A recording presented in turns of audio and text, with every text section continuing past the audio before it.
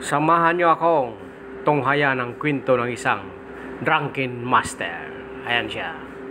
Pero ayon sa matatanda, ang isang lasinggo ay hindi raw makakarating sa langit. Totoo ba yon?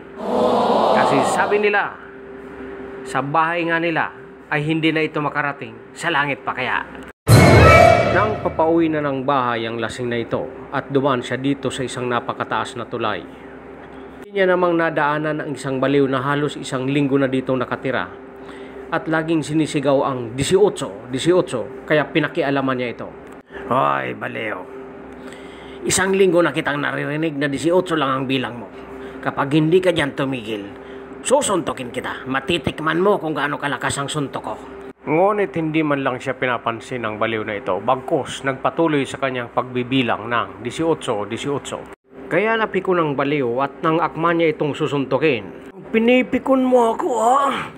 Ngunit bago niya pa man masuntok ang baliw ay nahawakan siya nito at inihagi siya sa mataas na tulay.